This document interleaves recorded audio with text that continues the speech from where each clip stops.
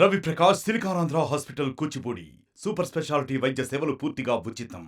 కూటమి అధికారంలోకి వచ్చిన తర్వాత ఇచ్చిన హామీల్ని ఒకదాని తర్వాత ఒకటి అమలు చేస్తూ వస్తున్నారు. ఈ నేపథ్యంలో రేపు కీలకమైన అన్నా క్యాంటీన్‌ని ప్రారంభించబోతున్నారు. రాష్ట్ర వ్యాప్తంగా మొదటి దశలో 100 అన్నా క్యాంటీన్‌లు ప్రారంభించబోతున్నారు. ఉమ్మడి కృష్ణా జిల్లా గుడివాడలో రేపు ముఖ్యమంత్రి చంద్రబాబు నాయుడు చేతుల మీదుగా మొదటి అన్నా క్యాంటీన్ ప్రారంభం కాబోతుంది. దీనిపైన మనతో మాట్లాడడానికి విజయవాడ ఎంపీ కేశినేని చిన్ని ఉన్నారు, మాట్లాడదాం.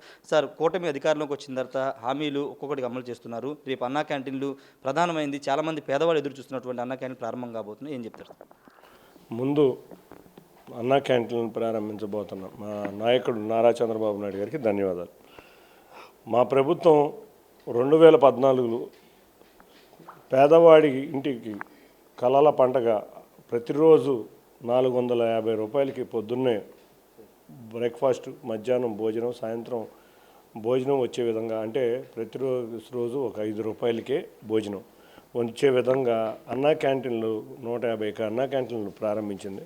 నిజంగా చూస్తే ఆ రోజు ప్రతి ఒక్కళ్ళు కూడా విజయవాడ నగరంలో ముఖ్యంగా ఎంతోమంది కార్మికులు పొద్దున్నే 6 గంటలకి ఇంటి నుంచి బయలుదేరి మళ్ళీ సాయంత్రం 7:30 నుంచి 8 గంటలకి ఇండ్లు చేరే సమయం కాబట్టి వాళ్ళకి భోజనం 5 రూపాయలకే ఇచ్చే విధంగా, అంటే రాష్ట్రం మొత్తం మీద రకరకాల పేద వర్గాలందరికీ చూస్తే అప్పుడు అన్నా క్యాంటీన్లు కూడా మంచి ఒక ఏసీ రెస్టారెంట్లు ఎట్లా ఉండేదో ఆ విధంగా తయారు చేసి మంచి డిజైన్తో రెడీ చేసి వేడిగా హాట్ ప్యాకులతో ఆ రోజు నారా చంద్రబాబు నాయుడు గారు అన్నా క్యాంటీన్లు ప్రారంభిస్తే, ఈ ప్రభుత్వం గత వైఎస్ జగన్ ప్రభుత్వం పేదవాడి ఆకలిని కూడా మట్టికొట్టి అన్నా క్యాంటీన్లు రద్దు చేయడం జరిగింది. నిజంగా మనం చూస్తే అన్నా క్యాంటీన్లు పేదవాడి భోజనం చేసే క్యాంటీన్లు, 5 స్టార్లో ఉండి భోజనం చేసేవాళ్ళు ఎవరు అన్నా క్యాంటీన్లకు రారు కదా.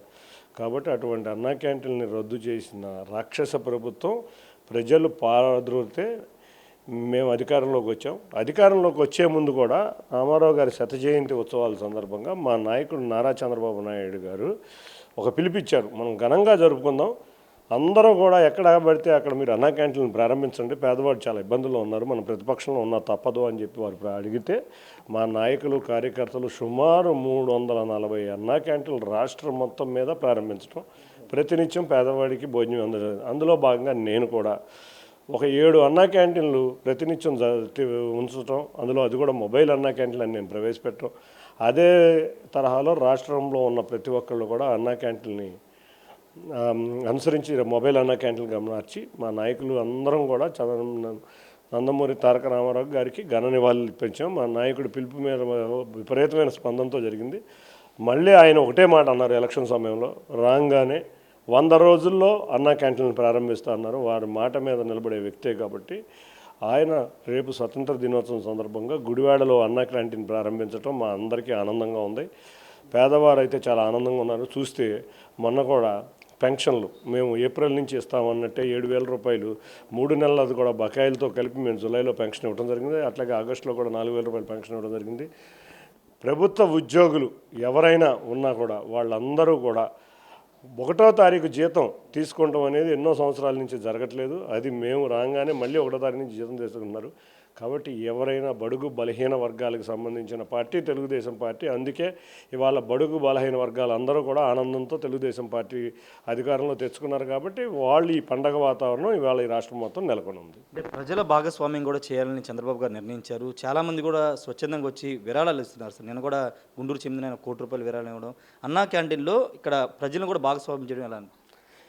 చంద్రబాబు నాయుడు గారు ఎప్పుడైనా కూడా వినూత్నమైన ప్రయోగాలు చేస్తూ ఉంటారు. మీరు చూస్తే తిరుమల తిరుపతి దేవస్థానం అన్నదాన కార్యక్రమాలకు కూడా ట్రస్ట్ ఏర్పాటు చేసి అన్నదాన ట్రస్ట్కి విరాళాలు ఇవ్వమంటే ఇవాళ ఆ ట్రస్ట్లో ఉన్న సొమ్ముతో వచ్చే వడ్డీతో అన్నదాన కార్యక్రమాలు జరుగుతున్నాయి. అంటే ఆయన ఆలోచన సరళ ఆ విధంగా ఉంటుంది. అట్లాగే ఆయన కొత్తగా అన్నా క్యాంటీన్కి కూడా ఒక ట్రస్ట్ ఏర్పాటు చేయటం, ప్రజలందరి నుంచి కూడా మీరు స్తోమత ఉన్నవాళ్ళు ఎంతో కొంత దీనికి సాయం చేయమని వారు అనటంతో తప్పకుండా రాష్ట్ర ప్రజల నుంచి విశేష స్పందన వస్తుంది. ఎందుకంటే వాళ్ళ రాష్ట్ర ప్రజలకు చాలామందికి తెలుసు వాళ్ళ రాష్ట్ర పరిస్థితి బాగాలేదు, అయినా చంద్రబాబు నాయుడు గారు లాంటి వ్యక్తే ఉండాలి.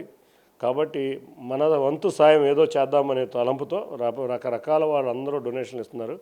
తప్పకుండా రాబోయే కాలంలో తిరుమల తిరుపతి దేవస్థానం అన్నప్రసాదం ట్రస్ట్ ఏ విధంగా పనిచేస్తుందో అదేవిధంగా భారీ విరాళాలతో ఈ అన్నా క్యాంటీన్ అనేది ఈ రాష్ట్ర ప్రజల యొక్క ఆకలిని తీర్చే విధంగా ఎవరి మీద ఆధారపడకుండా, ప్రభుత్వం మీద కూడా ఆధారపడకుండా జరగాలని మేము అందరం కోరుకుంటున్నాం. నిన్న జోగి రమేష్ తనయుడు అరెస్టు వద్ద రాజకీయంగా ఆయన కూడా విమర్శలు చేశారు. నా మీద కక్ష ఉంటే తీర్చుకోండి, నా కుమారుని ఎందుకు ఇబ్బంది పెడుతున్నారంటే ఆయన కామెంట్ చేశారు.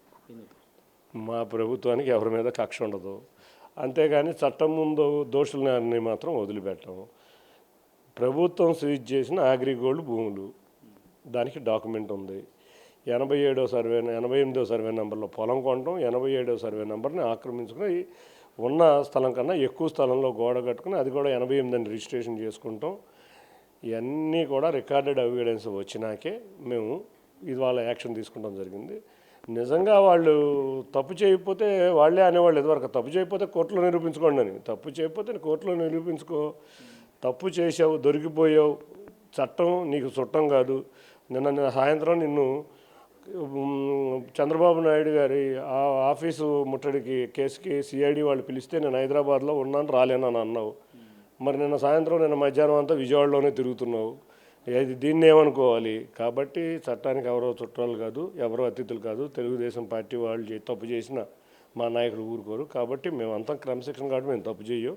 తప్పు చేశారు కాబట్టి వాళ్ళ ఫలితం అనుభవిస్తున్నారు.